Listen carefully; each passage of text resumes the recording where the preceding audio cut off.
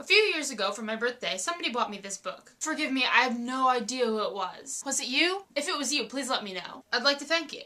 Again. Alright.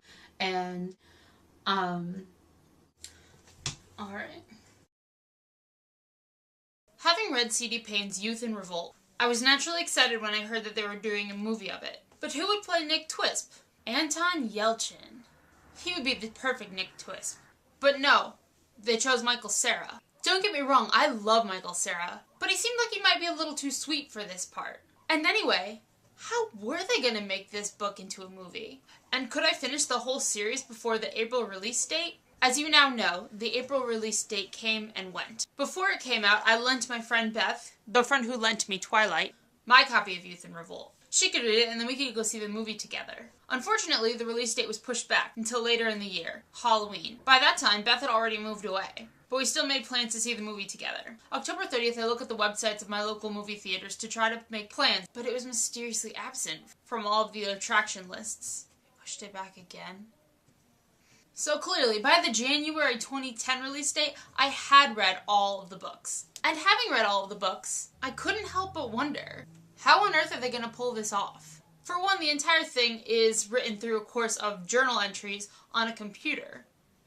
Not that diary books haven't been translated into movie form before. Another thing is that Nick Twisp is constantly talking about sexually related things. He's very open about his body and his sexuality.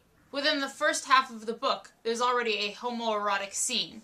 By the end of the first novel, Nick Twisp is convincingly attending high school disguised as a female and squatting in the home of somebody's dead or maybe dying grandmother. Later on in the series, we meet a Caucasian female who has had reconstructive surgery to look Asian, which inspires Nick himself to get facial reconstructive surgery to look like actor Jean-Paul Belmondo.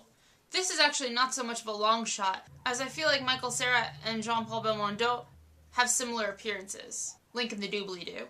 So much happens in the book. There are so many characters, the story takes lots of twists and turns. It was really entertaining to read. How would this translate into a movie? By the end of the books, I absolutely hated Sheenie. But Nick Twisp never seemed to understand how terrible of a person she is. After watching the movie, A Bout de Souffle, Breathless, I understood that she emulated the female character in the movie. Overall, in the movie, you don't find yourself hating Sheenie Saunders.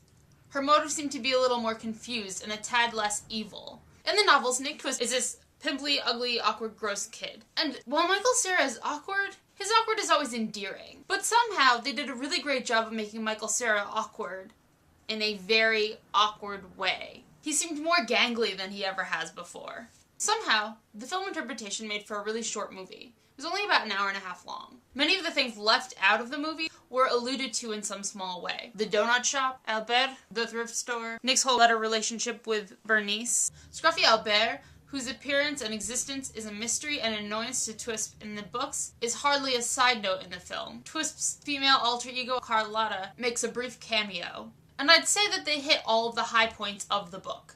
And it was overall enjoyable. In such a short amount of time, it's no wonder that the character development doesn't even begin to compare to that of the books. I'd call this Youth in Revolt abridged.